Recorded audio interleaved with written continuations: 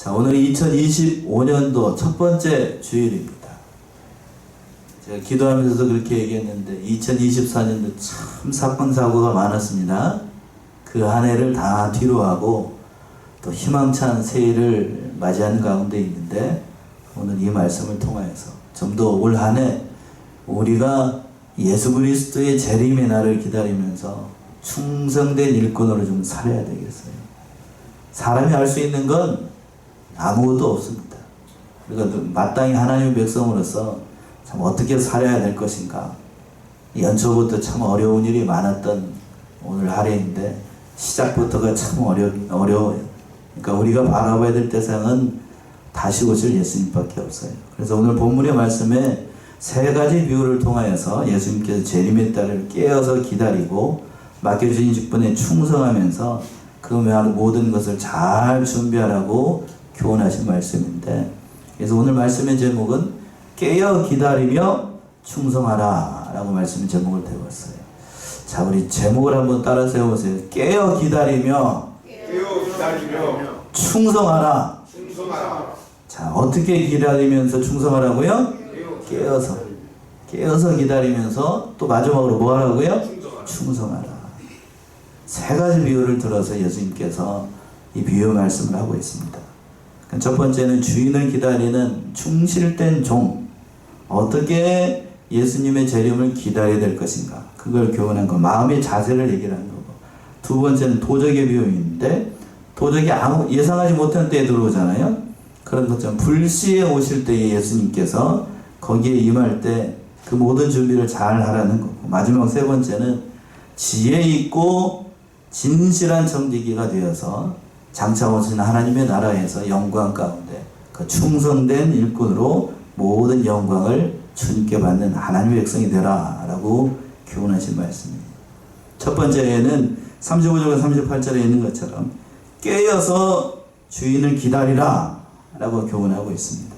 35절 보시면 허리에 띠를 띠고 등불을 켜고 서 있으라. 예, 깨어서 주인을 기다리는데, 주인을 기다릴 때 여기서 세 가지를 얘기를 하고 35절에서 어디에 띠를 띠고, 첫 번째 허리에 띠를 띠고, 또 뭐를 켜고 등불을 켜고 앉아 있으래요? 서 있으래요.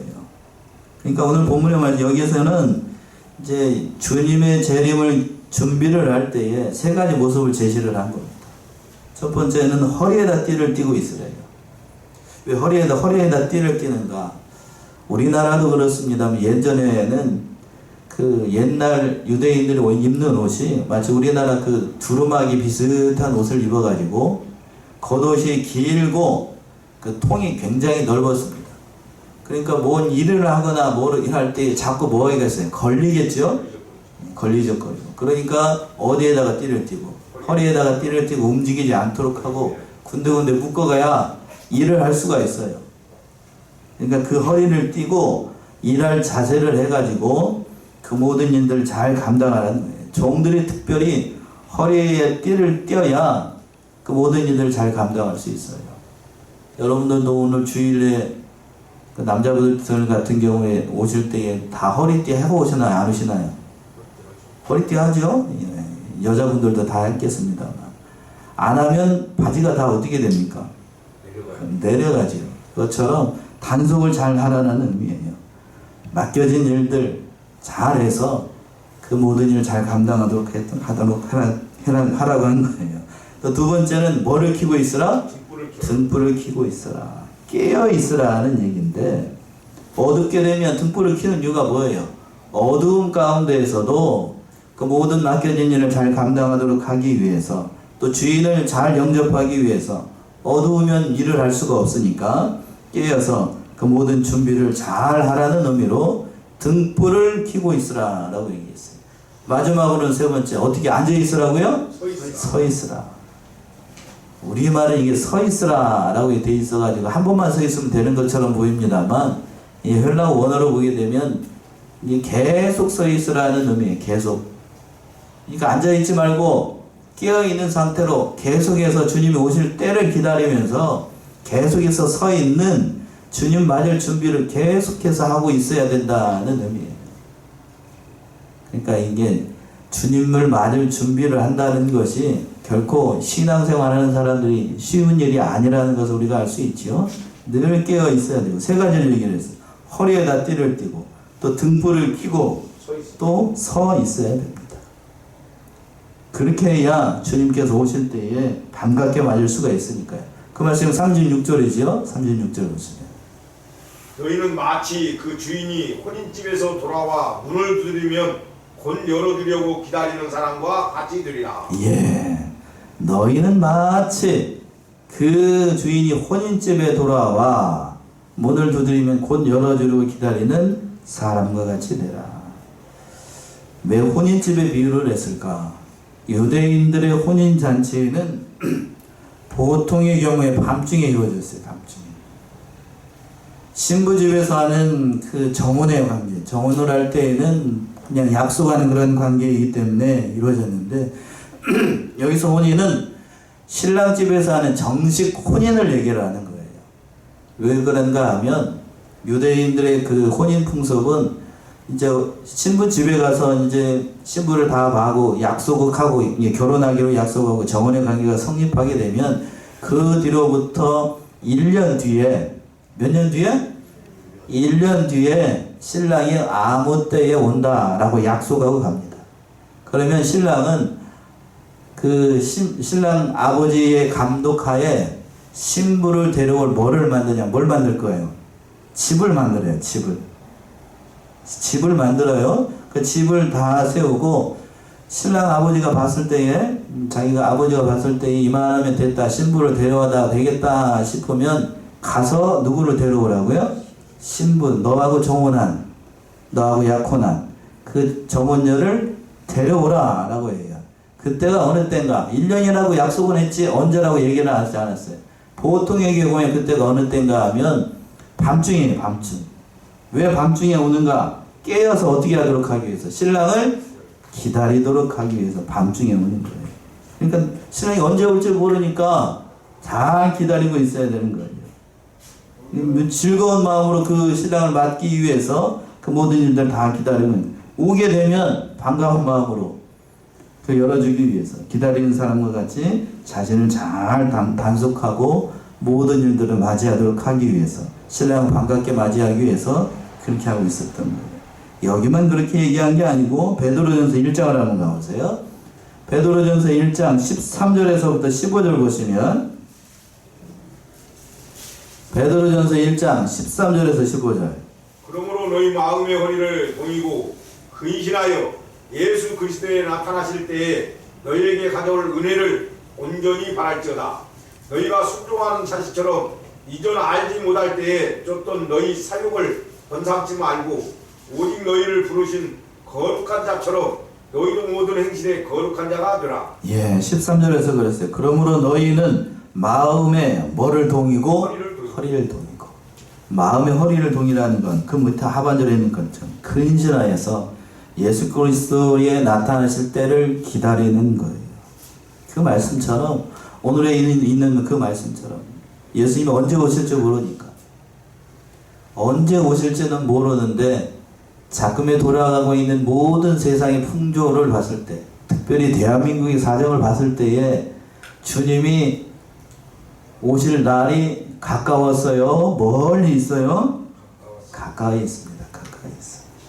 가까이 때가 이른 것 같아요. 그러니까 점점 세상이 어수선한 가운데 있고 그런 거예요. 우리의 소장, 그러니까 우리가 바라봐야 될 대상은 이 세상이 아니고 우리가 바라봐야 될 대상은 예수 그리스도밖에 없다는 거예요. 사람이 어떻게 할 수 있는 게 아니에요. 제가 말씀을 준비하면서 이제 어느 우리 노예 목사님하고 통화를 했는데 그렇게 얘기를 하시더라고요. 사람이 아무것도 알 수 없다. 가까이 있는 우리 가까이 있는 곳에 불의의 사고가 났잖아요. 그렇죠? 그러니까 그렇게 될 줄을 거기 있는 사람들은 알았을까요? 몰랐을까요? 몰랐죠. 몰랐다. 사람이 할 수 있는 게 아무것도 없다. 그걸 바라보면서 우리가 때를 잘 준비하지 않으면 하나님 앞에 갔을 때에 아무것도 내놓을 게 없잖아요. 살아있을 동안 좀 더 충성해야 되겠어요.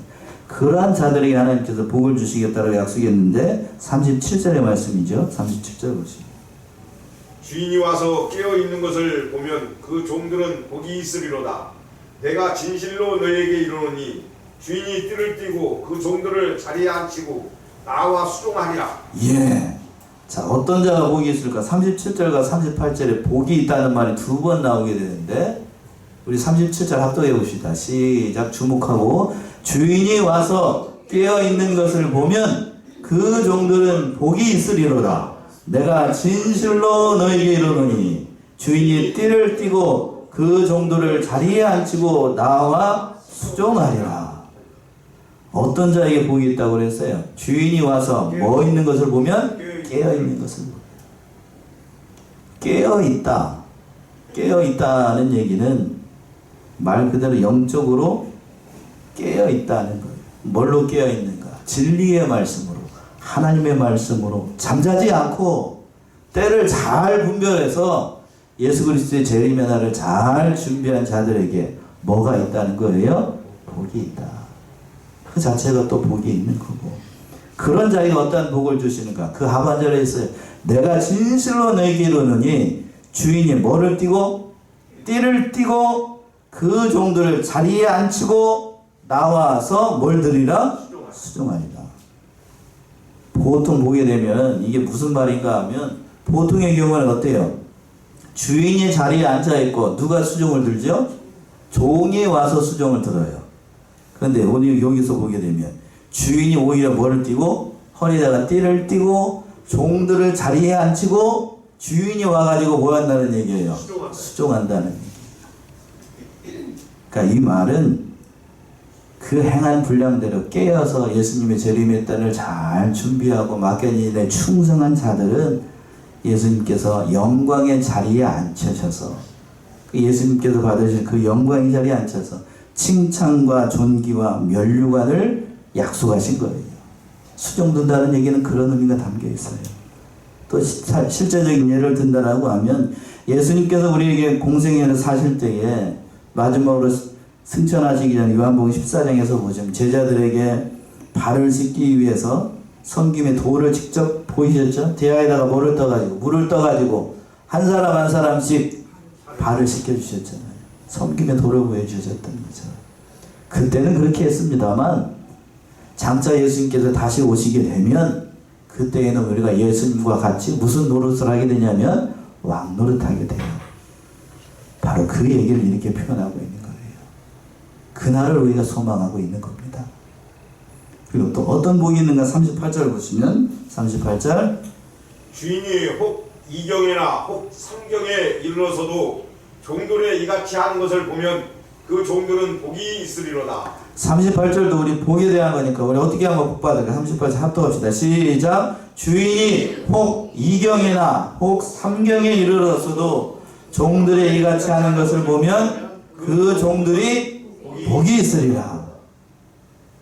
그러니까 이 말씀은 이경과 삼경은 시간 표시법에 따라서 좀 다르긴 한데 로마의 시간으로 한다라고 하면 9시부터 3시까지를 얘기하는 거고 로마 유대인식으로 하게 되면 10시부터 아침 6시까지를 얘기하는 거예요. 이경과 삼경이니까. 유대식으로 한다라고 하면 그러니까 저녁부터 한밤부터 새벽 시간까지 어떻게 있어야 되는 거예요? 깨어 있어야 되는 거예요. 자지 않고. 이 말씀은 제가 봤을 때 후자인 것 같은데 그렇게 늘 깨어서 온 밤을 누구만 생각하고 하나님만 생각하고 예수님만 생각하고 그렇게 깨어있는 자들이 복이 있다는 거예요. 밤이라고 그랬어요. 밤은 환난을 상징을 하지요. 진리가 없고 밤이 깊어가지고 도저히 살아날 방법이 없는 그때에 앞도 막혀있고 뒤도 막혀있고 어디 꼼짝달 수 없는 그러한 환난의 깊은 밤이 있을 때에 우리가 누구를 기다리면서 바라보고 살아야 되는가? 누구를요? 예수님만 바라보고 하나님만 바라보고 살아야 된다. 그런 자에게 진정한 복이 임하게 될 것이다 라고 약속하고 있는 거예요. 그러니까 아무리 막혀 있어도 사방이 다 막혀 있어도 어디는 뚫려 있는 거? 어디는 뚫려 있어요? 하늘은 뚫려 있어요. 그러니까 우리가 바라봐야 될 것은 이 땅이 아니고 앞이 아니라 어디를요? 하늘을 바라봐요. 그러한 자에게 예수님께서 오셔서 복을 주실 것이라고 약속하고 있어요. 깨어 있어야 된다. 깨어 있어야 된다. 두 번째는 39절과 40절에 있는 것처럼 도적이 올 때를 대비하는 집주인처럼 준비하라 하는 얘기예요. 39절 보시면 너희도 아는 바니 집주인이 만일 도적이 어느 때에 이룰 줄 알았다면 그 집을 뚫지 못하게 하였으리라. 너희도 아는 바니 집주인이 만일 도적이 어느 때에 이룰 줄 알았다면 그 집을 뚫지 못하게 하였으리라. 도적, 이제 39절과 40절은 이제 도적의 비유인데, 도적이 이 집에 도둑질하고 들어올 때 예고하고 들어오나요? 아니지요. 언제 올지 알 수가 없어요. 여기서 보게 되면 집을 뚫지 못하게 하였을 것이다 라고 얘기를 했는데, 옛날 집은 요즘은 다 뭐 아파트 사시는 분들은 다 저기 했을 거고, 이제 단독주택에 사는 사람 같은 경우 대부분 다 뭘로 좀 벽돌 아니면 콘크리트로 다 집을 짓죠. 근데 예전에는 벽돌이나 콘크리트가 아니고 뭘로 졌어요? 다 흙이에요. 흙벽돌. 흙벽돌은 그러니까 잘못하면 힘 센 사람이 그냥 꿍 부딪히면 어떻게 돼요? 그거 무너집니다. 무너져. 그러니까 뚫지 못하게 한다는 얘기는 그 작정하고 도적이 그렇게 되게 되면 들어오게 되면 그 벽을 뚫고 들어오기는 어떻게 막을 방법이 없어요. 그러니까 집주인은 어떻게 해야 돼? 깨어서 그 준비하고 있어야 항상 어떤 일이 발생할지 모르니까 깨어 있어야 됩니다. 그 얘기를 하는 거예요. 그 얘기. 또 40절 보시면 예비하고 있어야 돼. 그 일을. 40절. 이러므로 너희도 예비하고 있으라. 생각지 않은 때에 인자가 오리라 하시니라. 이러므로 너희도 예비하고 있으라. 생각지 않은 때에 인자가 오리라. 전혀 생각하지 못한 때에, 예상하지 못한 때에 바로 예수님께서 오실 것이다 라고 말씀하고 있어요. 그러니까 예수님의 재림은 세상 사람들이 도저히 오시지 않을 것 같다 라고 생각하는 그때 갑자기 오시는 거예요. 오늘 오시지 않을 것이다, 또 다음에 오실 것이다 라고 생각하는 건 그건 하나님의 말씀 제대로 모르는 거예요. 데살로니가전서 5장을 한번 가보세요. 이렇게 얘기했습니다. 사도 바울은 데살로니가전서 5장 1절에서부터 3절 보시면, 데살로니가전서 5장 1절에서부터 3절. 형제들아, 때와 시기에 관하여는 너희에게 쓸 것이 없음은 주의 날이 밤에 도적같이 이를 줄을 너희 자신이 자세히 알미라. 저희가 평안하다 안전하다 할 그때에 잉태된 여자에게 해산 고통이 이른과 같이 멸망이 호련히 저희에게 이르르니 결단코 피하지 못하리라. 예, 사도 바울이 예수님의 재림에 대해서 예언할 때에 형제들아, 때와 시기에 관하여는 너희에게 쓸 것이 없으면 주의 날이 밤에 뭐같이 오신다고요? 도적같이 이를 줄을 너희가 자신이 자세히 알기 때문에. 또 어떻게 얘기했냐면 저희가 평안하다, 또 어떠하다? 안전하다 할 때, 그때 우리 주님께서 오시는 거예요. 그러니까 이 말씀 보게 되면 그런 거예요. 어느 목사님 그렇게까지 이걸 들어서 이렇게 얘기를 합니다. 성도들이 그냥 허리띠 풀어놓고 콜콜 자고 있을 때, 교회 나와가지고 콜콜 자고 있을 때, 그럴 때 오실 것이다. 주일날 이렇게 성도들이 많이 모여가지고 정신 차리고 예배 드릴 때가 아니고 예배 드릴 때가 아니고 그 불언간에 갑자기 오실 것이다. 이게.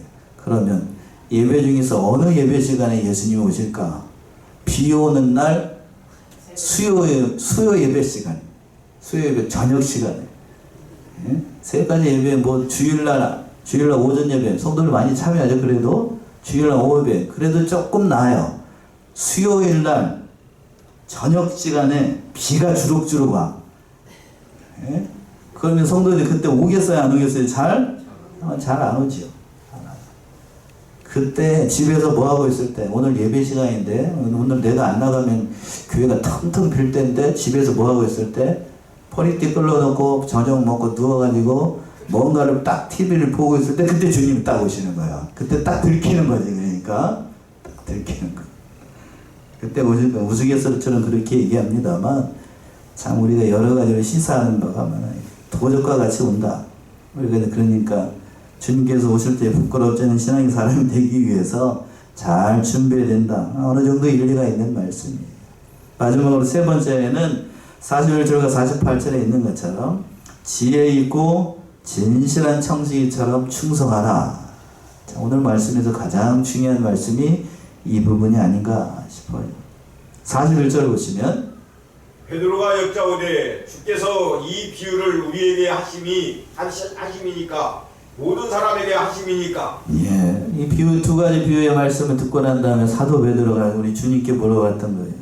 이 비유를 하는 이유가 우리에게 하시는 겁니까? 아니면은 모든 사람들에게 하십니까? 라고 물어봤어요. 그러니까 예수님께서 그 얘기를 듣고 거기에 대해서 즉답을 하지 않고 구체적인 대답을 하지 않고 42절에서부터 48절까지 한 가지 비유의 말씀을 통하여서 그 교훈해 주셨던 거예요.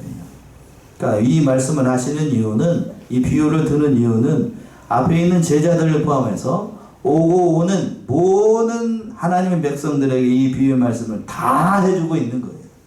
그러니까 저와 여러분들에게도 동일하게 이 비유의 말씀을 통하여서 깨어서 예수 그리스도의 재림의 날을 기다리는데, 특별히 42절에서 보시게 되면 지혜 있고 또 진실한 청지기처럼 맡겨지는 충성하라고 교훈을 하고 있는 거예요. 42절 보시면 42절. 주께서 가라사대 지혜 있고 진실한 청지기가 되어 주인에게 그 집 종들을 맡아 때를 따라 양식을 나눠줄 자가 누구냐? 42절 우리 굉장히 중요한 표현이죠. 우리 42절 같이 합독합시다. 42절 시작. 주께서 가라사대 지혜 있고 진실한 청지기가 되어 주인에게 그 집 종들을 맡아 때를 따라 양식을 나눠줄 자가 누구냐? 주께서 가라사대 뭐한 청지기가 되라고 그랬냐면 지혜가 있고 또 무슨 청지기? 진실한 청지기가 되라. 청지기 말 그대로 예전에는 그 양반 가문 집에서 그 모든 주인 밑에서 집안의 모든 것을 다 했던 그 큰 종이 있죠? 상모섬이라고 보통 얘기를 하는데 그 사람을 얘기를 하는 거예요. 그 사람. 주인이 맡겨주게 되면 그 모든 종들과 집안에 있는 모든 것들을 다 책임졌던 그런 사람을 청지기라고 얘기를 하는데, 그러니까 집에서 주인이 나가게 되면은 그 청지기가 그 모든 것을 다 맡아가지고 그 주인의 그 모든 재산이나 모든 것들을 다 담당을 했어요. 근데 그 집을 다스릴 때에 예수님께 이 비유를 통해서 청지기에게 요구되는 덕목 두 가지를 얘기를 했습니다. 첫 번째는 뭐가 있어야 된다고 그랬어요? 뭐가 있어야 돼요? 지혜가 있습니다. 우리말 개역 성경은 지혜가 있고 라는 말이 먼저 나오는데 헬라어 원어를 보게 되면 이 말이 먼저 나오는 게 아니고 뭐가 먼저 나올 것 같습니까? 진실한이라는 말이 나와요. 진실한. 여기서 진실한은 우리말 개역성은 진실하다고 되어 있는데 개정판 42절 한번 읽어보세요. 개정판. 주께서 이르시되 지혜 있고 진실한 청지기가 되어 주인에게 그 집 종들을 맡아 때를 따라 양식을 나눠 줄 자가 누구냐. 개정판 번역도 뭐라고 번역을 했다고요? 진실하다고 번역을 했는데 여기서 진실하다는 말이 원문에 보게 되면 피스토스인데 제가 헬라어를 잘해서가 아니고 이 말이 진실하다 우리말 성경은 번역을 했는데 본래의 뜻은 믿을만하다 또는 충성스럽다 라는 뜻이에요. 믿을만하다, 충성스럽다. 믿을만하고 충성스러우니까 주인이 밖을 나갈 때에 청지기에 그에게 그 모든 집의 모든 걸 다 맡기겠죠? 예, 다 맡길 거라고. 다 맡길 거라고. 그러니까 여기서 중요한 건 주인에게 어떻게 해야 돼? 진실해야 되고 충성돼야 돼요. 충성돼야 돼요. 그 얘기는 먼저 하고요. 두 번째 청지기에 요구되는 게 뭐냐면 뭐가 있어야 된다고요? 지혜가 있어야 돼요. 여기서 지혜는 세상적인 지혜가 아니고 사려 깊은 그 하나님의 지혜, 영적인 분별력을 얘기를 하는 거예요. 분별력. 뭐가 선이고 뭐가 악인지 알아야 그 모든 세상의 모든 것들도 다 지혜롭게 대처를 해서 그 모든 주인님께 맡겨진 모든 일들을 잘 감당을 할 수가 있겠지요? 그러니까 두 가지가 중요한 거예요. 오늘날 성도들에게 그러니까 중요한 사실이 여기서 청지기를 맡은 바로 우리 자신들이 하나님께서 우리에게 맡겨진 청지기 직분을 맡겼는데 두 가지가 중요한 거예요. 첫 번째는 뭐가 있어야 된다고요? 지혜가 있어야 되고 두 번째는 뭐요? 충성, 진실되고 충성돼야 돼요. 너무나도 중요합니다. 믿는 자들 가운데 오늘날 이 시대가 어떠한 시대인지 제대로 분별하지 못하는 영적인 지혜가 없어서 참 하나님의 지혜를 제대로 깨닫지도 못하고 어떠한 시대를 살아가고 있는지 잘 알지 못하고 그냥 시대가 흘러가는 대로 그냥 좋은 게 좋은 거다라고 생각을 해가지고 그냥 막 떠내려가 시대 분성에 따라가지고 분별력이 없으니까요. 또 두 번째 사실은 뭔가 하면 충성되지 않아, 진실하지 않아 사람이. 개혁성경판 번역대로 사람이 뭐하지 못하다고요? 진실하지 못해. 우리 교회 성도들은 다 진실한데요. 다른 교회 성도들은 진실하지 않은 성도들도 몇 명씩 있는 것 같아요. 아멘이십니까? 아멘이 아닌 것 같네. 참 이 두 가지가 참 중요한 것 같아요. 뭐하고 뭐야? 지혜와 진실, 충성돼야 되는데 사람이 진실하지 못해. 내가 말하는 것에 있어서 그 말한 것의 보증수표가 돼야 되고 저 사람 말은 참 믿을만하다, 참 충성되다, 지혜롭다 라고 해야 되는데 어째서 저 사람만 오게 되면 분위기가 산통이 나가고 그냥 다 깨져버리고 저 사람은 우리 교회에 안 왔으면 좋겠다 라고 하게 되면 그 문제가 많은 거예요. 문제가 많은 거라고. 어느 세상 모임에서도 그래요. 세상 모임에서도 그 사람이 안 왔을 때는 분위기가 어떻게 돼요? 좋았는데 그 사람만 오게 되면 분위기가 산통이 나버려 그냥 깨져버려. 싸해지고 그러면 안 돼. 그러면서 오늘 그런 지혜를 가지고 예수님께서 얘기하는 그 중반절에서 하반절에서 보시면 주인에게 그 종들을 맡아 때를 따라 양식을 나눌 자가 누가 있겠느냐. 때를 따라서 필요한 때에 적절하게 주인이 원하는 대로 맡겨주시는 모든 직분에 충성하며 그 모든 직분을 잘 충성할 자가 참으로 어떠한 자가 있겠느냐. 이렇게 하는 자들에게 복이 있다고 그랬어요. 43절 말씀입니다. 43절. 주인이 이럴 때에 그 종의 이렇게 하는 것을 보면 그 종이 복이 있으리로다. 43절 노래 합독합시다. 43절 시작. 주인이 이럴 때에 그 종이 이렇게 하는 것을 보면 그 종이 복이 있으리로다. 이렇게 한다는 얘기는 앞에서 42절에 있는 말씀이에요. 지혜 있고 또 진실해가지고 때를 따라서 하나님께서 맡겨진 모든 것들을 다 충성하는 종이 있다라고 하면 그 종은 뭐가 있다고요? 복이 있어요. 복이 있어. 그러니까 하나님께서 복을 주신다고요. 그러니까 우리가 이 말씀 속에서 참으로 그 모든 일들이 어떻게 충성해야 될 것인가를 교훈하신 겁니다. 그러면 예수님께서 오셔서 어떻게 하시는가? 44절이요. 내가 참으로 너희에게 이르노니 주인이 그 모든 소유를 저에게 맡기리라. 주인이 오셔가지고 그렇게 되면 맡겨진 일에 충성을 했으니까 더 큰 걸로 다 소유를 모든 소유를 저에게 맡긴다라고 했잖아요. 다 맡겨요. 작은 일에 충성한 만큼 하나님께서 그걸 보시고 예수 그리스도를 통하여서 모든 영광과 존귀를 얻도록 그 모든 소유를 다 맡기신다고 해요. 자, 앞에 19장으로 뒤로 한번 19장으로 가시면 돼요. 누가 19장 15절에서부터 19절 보시면 단적으로 표현을 했습니다. 문화 비유를 통해서 19장 15, 19 주인이 상의를 받아가지고 돌아와서 은준 종들의 각각 어떻게 장사한 것을 알고자 하여 저희를 부르니 그 첫째가 나와 가로되 주여 주의 한 문화로 열 문화를 남겼나이다. 주인이 이르되 잘하였다 착한 종이여 네가 지극히 작은 것에 충성하였으니 10골 권세를 차지하리라 하고 그 둘째가 와서 가로되 주여 주의 한 문화로 5 문화를 만들었나이다. 주인이 그에게도 이르되 너도 5고을을 차지하라 하고 예. 왕이 와가지고 한 문화씩 나눠줬어요. 떠나기 전에 한 문화씩 남겨주고, 이제 왕이 돌아와가지고 얼마나 장사를 잘했는지 이제 문화 비유인데, 첫 번째 종이 와가지고 한 문화를 10문화를 남겼다고요? 10문화를 남겼어. 그러니까 그 주인이 뭐라고 그랬냐면, 지극히 작은 것에 충성하였으니 무슨 권세를 가지라고요? 10고을의 권세를 가지라. 착한 종이라고 해요. 잘했다 칭찬을 하면서. 근데 두 번째에는 5문화를 남겼어요. 5문화를 남긴 종한테는 칭찬이 있습니까? 없습니까? 없어요. 없지요? 없습니다. 그러니까 10고을 하나님의 뜻은 장사 잘해가지고 모든 사람들이 얼마큼 남기기를 원하셨던 거예요. 10문화씩 남기기를 원했어.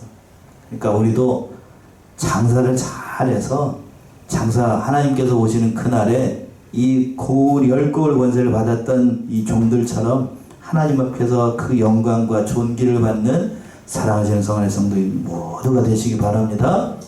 예, 그렇지 않고 게으르게 되면 어떻게 되는가? 45절부터 그 얘기를 하고 있는데, 45절 보시면, 만일 그 종이 마음에 생각하기를 주인이 더디 오리라 하여 노비를 때리며 먹고 마시고 취하게 되면, 이제 여기서부터는 그 종이 충성된 종이 있었는가 하면 반대편으로 충성되지 않은 종이 있었어요. 이 종 어떻게 생각하냐면, 속으로 생각하기를, 마음에 생각하기를 주인이 어떻게 온다고요? 더디 올 것이다.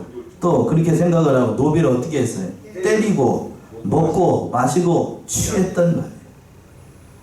여기서 더디 온다 하는 얘기는 주인이 사고가 나가지고 안 올 것이라고 생각을 했던 거예요. 그러니까 주인, 본래 이게 자기 게 아니고 누구 거지요? 주인의 것을 가지고 먹고 마시고 취하면 이거 뭐 도둑질한 거나 다름없잖아요, 이거. 그렇게 되면 어떻게 되는가? 그런 자들에게 하나님께서 어떻게 하시는가? 46절이죠, 46절. 생각지 않은 날 알지 못하는 시간에 이 종의 주인이 이르러 어미 때리고 신실치 아니한 자의 받는 율에 처하리니. 예. 생각지 않은 날, 알지 못하는 시간에 그 종의 주인이 이르러 어미 때리고 신실치 아니하는 자의 율에 처하리라. 여기서 율은 그 법에 따라서 처결한다는 얘기예요. 신실하지 않으니까 어미 책망을 하고 그 받는 율에 처하게 된다. 누가복음에서는 이렇게 좀 어떻게 보게 되면 이렇게 가볍게 표현한 것처럼 보입니다만, 같은 사건을 기록하고 있는 마태복음에서는 이 신실치 아니한 자가 받는 율이 뭔가를 정확하게 기록을 했습니다. 마태 24장을 한번 보세요. 마태복음 24장 48절에서부터 51절 보시면, 만일 그 악한 종이 마음에 생각하기를 주인이 더디 오리라 하여 동무들을 때리며 술 친구들로 더불어 먹고 마시게 되면, 생각지 않은 날 알지 못하는 시간에 그 종의 주인이 이르러 어미 때리고 이식하는 자의 받는 율에 처하리니 거기서 슬피 울며 이를 갈미 있으리라. 예. 같은 사건을 기록하고 있는데 누가복음은 뒤에 있는 말이 없어요. 맨 하반절에. 거기서 슬피 울며 뭐를 갈미 있으리라? 이를 갈미 있으리라 하는 말이 누가복음에는 있어요, 없어요? 없고, 똑같은 사건을 기록하고 있는데 마태복음에는 뭐가 있다고요? 거기서 슬피 울며 뭐를 가러? 이를 가러. 여기서 거기가 어디예요? 여기서 거기서 어디를 얘기해요? 맞잖아요. 거기 지옥을 얘기하는 거. 지옥을 얘기하는 거. 슬피 울며 이를 가니까 뭐 좋은 곳에서 이를 가겠습니까? 사람이? 아니지요? 거기서, 바로 거기서 마땅히 가야 될 그곳에서 슬피 울면서 이를 가게 돼요. 신실하지 못하면. 주인의 것을 빼앗아서 주인의 것을 도둑질해서 자기 것인 마냥 일하는 건 하나님 앞에 책망받을 일이고, 잘못하게 되면 어디 가게 된다고요? 지옥 가게 된다. 지옥 가게 돼. 그리고 47절 본문 돌아서 47절 48절 보시면, 47절 보시면, 주인의 뜻을 알고도 예비치 아니하고 그 뜻대로 행치 아니한 종은 많이 맞을 것이요 48절까지요. 알지 못하고 맞을 일을 행한 종은 적게 맞으리라. 무릇 많이 받은 자에게는 많이 찾을 것이요 많이 맡은 자에게는 많이 달라 할 것이니라. 예. 47절과 48절은 참 정신이 번쩍 나는 말씀인데, 주인의 뜻을 알고도 예비치 아니하고 그 뜻대로 행치 아니하는 종은 어떻게 맞는다고요? 많이 맞아. 많이 맞아요. 하나님의 뜻을 알고도 예비치 않고 행치 않으면 그 종 어떻게 해야 된다고요? 많이 맞아. 저 같은 사람은 알면서도 행치 않으면 어떻게 되는 거예요? 많이 맞아요. 많이 맞는다고. 그런데 마지막 48절 보시면 알지 못하고 맞을 일에 행한 종은 어떻게 맞는다고? 적게 맞으리라. 그러니까 이 말씀을 듣고 난 다음에 어느 성도가 그래야 됩니다. 다음부터는 성경도 얼만큼 알아야 되겠다고? 적당히 알아야 되겠다고. 적당히 알아야 하나님 앞에 어떻게 되니까? 적게 맞으니까. 그렇게 생각하니까 성경을 뭐라고 얘기를 하냐면 죄라고 얘기를 해요. 그게 뭐라고요? 죄예요. 그게 죄. 그게 삐딱하게 생각하는 게 죄라고. 그러니까 우리가 중요한 사실은 많이 깨달아서 어떻게 하라는 얘기예요. 많이 어떻게 할 생각하라? 충성할 생각을 해야 된다. 맡겨진 주위에서, 맡겨진 자리에서 그 사명에 충성해야 돼. 누구나 다 아까 열문화 얘기를 들었잖아요. 문화를 줄 때에 한 문화씩 다 맡겨줬다고요. 여러분들에게도 다 달란트가 있다는 얘기. 달란트를 다 맡겨줬어요. 맡겨준 달란트로 자기가 할 수 있는 만큼 최선을 다해서 충성하면 누구든지 뭘 남길 수 있다고요? 다 남길 수 있어. 다 남길 수 있다. 근데 맡겨준 양이 학문화라기 문화에서는 그렇게 얘기를 했는데 각각 은사에 따라서 달란트 위에서는 몇 달란트 주고 5달란트 주고 2달란트 주고 1달란트를 줬어요. 그러니까 어떤 의미에서 보게 되면 두 비유가 같은 얘기를 하는데 하나님께서 주신 모든 은사에 대해서 자기가 가지고 있는 것에 최선을 다하면 반드시 하나님께서 뭐라 합니다? 남기게끔 하신다. 그러면 하나님의 나라에서 칭찬과 영광이 있다는 얘기예요. 그런 하나님의 뜻을 알고도 그런데 예비치 않으면 그 종 어떻게 된다고? 많이? 맞아요. 그런데 알지 못하고 행하지 못해서 아닌 게 별로 없으니까 그렇지 않으면 그 종은 적게 맞아요. 그러니까 무릇 많이 맡은 자에게는 어떻게 찾는다고요? 많이 찾아. 또 적게 맡은 자는 많이 적게 주면 적게 잡고 많이 맡은 자는 많이 달라고 할 거예요. 그러니까 우리는 이 사실을 통하여서 참 올 한해 많이 맡은 종이 되어가지고 많이 깨달은 종이 되어서 어떻게 할 생각을 해야 돼요? 많이 어떻게 할 생각? 충성할 생각을 해야 됩니다. 아멘이십니까? 예, 적게 받아가지고 적게 깨달아가지고 적게 충성할 것이다 그러면 하나님의 나라에서 어떻게 된다고요? 이만큼 남으니까 남는 게 없어. 남는 게 없어. 그래서 충성된 주의 일꾼들이 되어서 장차원 하나님의 나라에서 영광 올려드리는 사랑하시는 성안의 성도님들 모두가 되시기 바랍니다. 기도하겠습니다.